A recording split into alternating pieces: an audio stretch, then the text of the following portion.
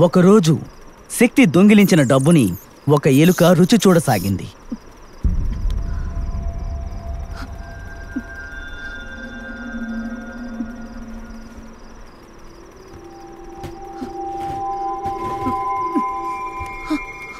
ఆ తర్వాతే శక్తిలో ఉన్న లోపం గురించి వాళ్ళ అమ్మకి తెలిసింది. ఎందుకు అలా చేసావు?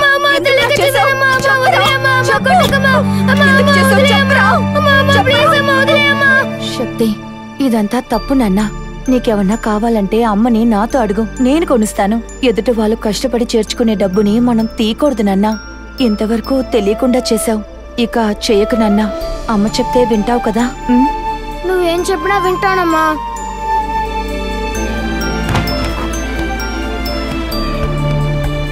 డబ్బుని దోచుకోవాలనే ఆలోచన శక్తిని ప్రశాంతంగా ఉండనివ్వలేదు. వాళ్ళ అమ్మగారి అడ్వైస్ దొంగిలించాలనే ఆలోచన శక్తి మెదడుని తొలిచేస్తూనే ఉంది.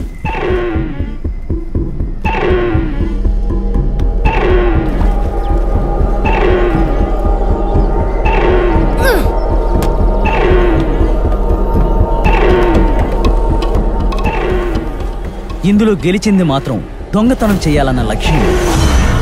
ఫీజు కట్టడానికి ఉంచిన డబ్బుల్ని దొంగిలించుకోవచ్చాడు మీ అబ్బాయి. పిల్లల్ని కంటే మాత్రం సరిపోదు, వాళ్ళని జాగ్రత్తగా పెంచాలి. ఇలా దొంగతనం చేయించే కంటే వేరే ఏదైనా వృత్తి చేసుకుని సంపాదించుకో. ఇటువంటి వెధవలే ఫ్యూచర్ లో దోపిడీలు, దొంగతనాలు, మానభంగాలు చేసి మా ప్రాణాలు తీస్తారు. ఏమయ్యా, ఈ కుర్రాన్ని కోర్టుకు తీసుకురా.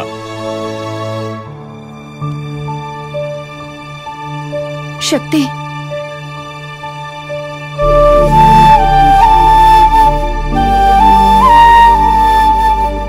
నువ్వు ఎక్కడున్నా అమ్మ ప్రాణాలు నీ మీదే ఉంటాయి నాన్నా.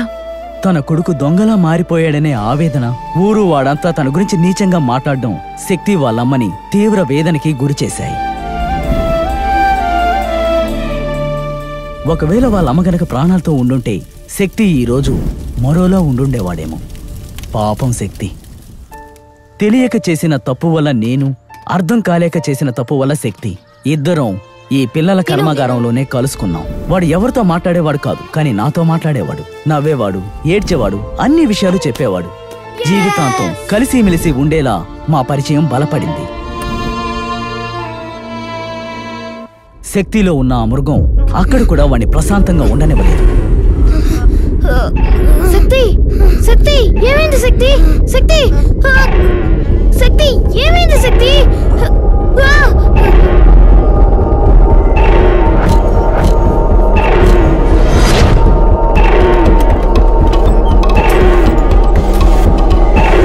శక్తి, ఏం చేస్తున్నావురా?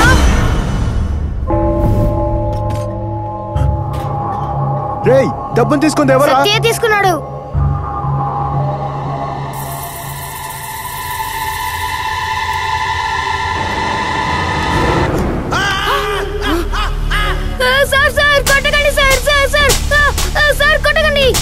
శక్తి, నువ్వు వెళ్ళి రెస్ట్ తీసుకో. This is two cruel mister Rajendra. ఒకవేళ వాడికి ఏమైనా అయిందంటే ఏం చేయాలి? జైల్లో ఉన్న వాళ్ళని ఇక్కడికి తీసుకొచ్చేది తప్పు చేసే పిల్లలు మారాలి అని. ఎవరికైనా ఏమైనా జరిగితే కదా మీరు వస్తున్నారు. ప్రతిరోజు వచ్చి చూడండి, అప్పుడు తెలుస్తుంది వీళ్ళ దగ్గర నేను పడే కష్టం ఏంటో. నా రూమ్ నుంచే డబ్బులు తీసుకుని దాచుకుని పడుకుంటాడు, నన్ను ఊరుకు ఉండమంటున్నారా? బాగుంది సార్ మీ లాజిక్. మన ఇద్దరు లాజిక్లు పక్కన పెట్టండి సార్. శక్తి విషయంలో మాత్రం మనం కేర్ఫుల్ గానే హ్యాండిల్ చేయాలి. నేను వాడిని విచారించాను. ఈ దొంగతనానికి ఎటువంటి పర్పస్ లేదు. మీ బీరువా తెరిచి డబ్బు తీసిన వాడు పక్కనే ఉన్న విలువైన గోల్డ్ వాచ్ని గాని, నగల్ని గాని, ఉంగరాన్ని గాని, చైన్ గాని తీయలేదు. ఒకవేళ ఇది వ్యాధి కూడా కావచ్చు. ఓహో, సైకో దొంగనవాడు.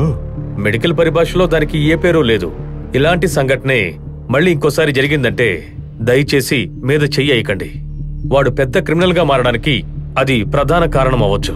వీటన్నిటికీ మించి వాడి ఫిజికల్ చేంజెస్ ని సడన్ గా మీరు కంట్రోల్ చేయాలనుకున్నప్పుడు అది తన ప్రాణాలకే ముప్పుగా మారే అవకాశాలు కూడా ఉన్నాయి. శక్తి సమస్య ఏంటో అర్థమైన నాకు వాడిని జాగ్రత్తగా చూసుకోవాలనే నిర్ణయానికి వచ్చాను. వయసు పెరిగే కొద్దీ వాడిలో సమస్య కూడా పెరుగుతూ వచ్చింది. దోచుకున్న డబ్బుని ఇలా రూమ్ లో అలంకరించి అందాన్ని చూసుకునేవాడు. వాడికి సంబంధించి డబ్బు రాణి లాంటిది, చాలా జాగ్రత్తగా చూసుకుంటాడు. వాడి డబ్బుని ఎవరూ ముట్టుకోకూడదు, ఇంక్లూడింగ్ మీ.